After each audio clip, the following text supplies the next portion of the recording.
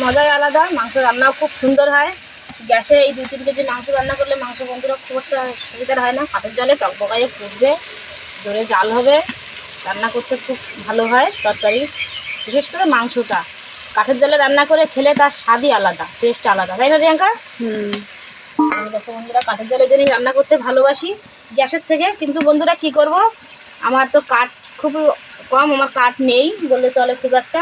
সারা বছর গ্যাসে রান্না করি, আর এই শুকনোর সময় এই 2-3 মাস একটু কাঠে করি। কাঠে রান্না করতে বন্ধুরা আমার খুব ভালো লাগে। গ্যাসে একদম রান্না তাড়াতাড়ি হয়ও না, আর মাংসটা বিশেষ করে রান্না করতে গেলে তখন অনেক অসুবিধা হয়, খুব অসুবিধা হয়, সেটা তাড়াতাড়ি করে হয় না, কষানোও ভালো হয় না, টেস্টটাও ভালো আসে না। কাঠের জালে রান্না করলে তার খেতেও ভালো লাগে, খুব স্বাদ হয়, তাই না প্রিয়াঙ্কা? গ্যাসের রান্না খেলে খেতে ভালো লাগে, স্বাদ আসে একটা অন্যরকম ভালো। যারা খায় তারা তো বন্ধুরা জানে, আর যারা খাও না তারা তো জানবে না। কাঠের জালে রান্না করার স্বাদই আলাদা। এই যে মাংসটা রান্না করছি এখন, দেখো এই যে মাংসটা কষাচ্ছি, এই মশলাটা কষাচ্ছি, ভুল হয়ে গেল। মশলাটা কষিয়ে নিই। এটাতে আমি লেবু মাখিয়ে রেখেছি, এবার একটু লবণ হলুদ মাখাবো। এদিকে জাল জ্বলে গেছে, তাড়াতাড়ি করে কাঠটা খুব সুন্দর ধরে গেছে, ওই জন্য তাড়াতাড়ি করে মশলাটা কষিয়ে নিলাম। মশলাটা কষানো বসিয়ে দিয়েছি। এবার মাংসতে আমি একটু হলুদ আর লবণ মাখিয়ে নেব।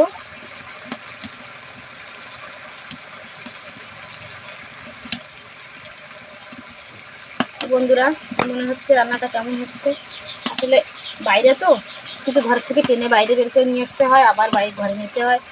কাঠের একটা ঘর করবো, তা কিন্তু কাঠ তো আমার 12 মাস হয় না, শুকনোর কটা মাস রান্না করলেই হয়ে যায়, কাঠ শেষ হয়ে যায়। আর কাঠ কেনার থেকে গ্যাস কিনে পড়ালে একটু আয় দেয়। কাঠ তো পাওয়াই যায় না আমাদের এখানে, আগে তো একটু পাওয়া যেত, এখন আর পাওয়া যায় না তেমন একটা। যার কারণে নদীতে যায়, আগে নদী থেকে কত কাঠ ফেটে আনতো, এখন তো নদীতেই গ্যাস ব্যবহার করে। যেখানে সমুদ্রে গ্যাসে রান্না করে, নদীতে মাছ ধরতে কাঁটা ধরতে যারা যায়, আমরা আর বা কোথায় কাঠ পাবো এত। আর এখন তো গরু ছাগল মানুষ পোষে না। আগে যেমন গরু ছাগল পুষতো, গরুর গোবরে অনেক কাঠ হতো, অনেক আয় হতো, কিন্তু এখন তো সেটা আর হয় না। তখন মানুষ ডবল ফসল করছে আমাদের এখানে, ধান চাষ। গরু তো পুষতেই পারছে না, গরু পুষে বাঁধবে কোথায়? 2-1 জনের যা আছে তাই হিমশিম খেয়ে যায়, সারা বছরের গরু দেখাশুনো করতে অসুবিধা হয়ে যায়। আগে মাঠ ছিল, বড় বড় ফাঁকা মাঠ, গরুর গোবরের, অন্যের নিজের গরু না থাকলেও অন্যের গরুর মাঠের গোবর খুঁটে এনে তাতে কাঠ বানিয়ে সারা বছরের জন্য রাখা যেত। এখন তো আর সেটা হয় না, পোড়াতে হয়, গ্যাস পরিয়ে রান্না করতে হয়। ঠিক আছে বন্ধুরা, আজকে এই পর্যন্ত, আবার দেখা হবে।